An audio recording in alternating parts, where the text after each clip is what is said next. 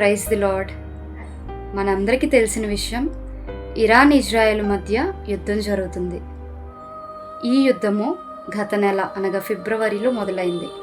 అప్పటి నుండి ఒకరి మీద ఒకరు దాడులు చేసుకోవటం మనందరికీ తెలిసిందే.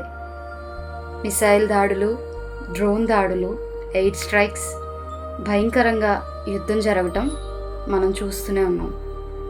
ఇవన్నీ చూస్తున్నప్పుడు మనకు గుర్తు రావాల్సింది యేసు ప్రభు వారు చెప్పిన మాట, అంత్య దినాలలో రాజ్యం మీదకి రాజ్యము, జనము మీదకి జనము లేస్తాయని ఆయన చెప్పిన మాట మనం జ్ఞాపకం చేసుకోవాలి.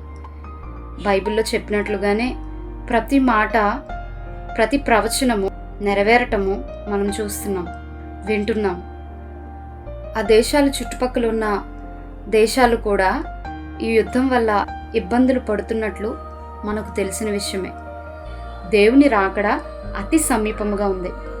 ఆయన మన కొరకు సిద్ధపరిచిన జీతం ఇవ్వటానికి, ఎవని క్రియల ఫలితం వానికి ఇవ్వటానికి త్వరలో రాబోతున్నారు. యేసు ప్రభు రాకలో ఎత్తబడటానికి మీరందరూ సిద్ధంగా ఉన్నారా? మీ ఆత్మలు సిద్ధం చేసుకుంటున్నారా? రక్షించబడ్డారా? ఆత్మల సంపాదన కంటే, ఆత్మను సంపాదించుకునుట కంటే ఆస్తుల సంపాదనపై మనసు పడిందా? లోకము, అప్పులు, మనుషులు, ప్రేమలు, ఈ లోక సంబంధమైన వాటి మీదే మనస్సు నిలుపుతున్నారా? అయితే ఒక హెచ్చరిక చేస్తున్నాను, దేవుని రాకడ సమీపంగా ఉంది. దేవుని రాకడ కొరకు సిద్ధపడండి.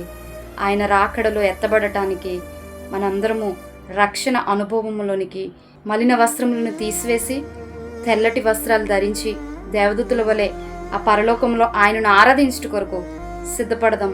మనల్ని మనం సరిచేసుకుందాం. Praise the lord.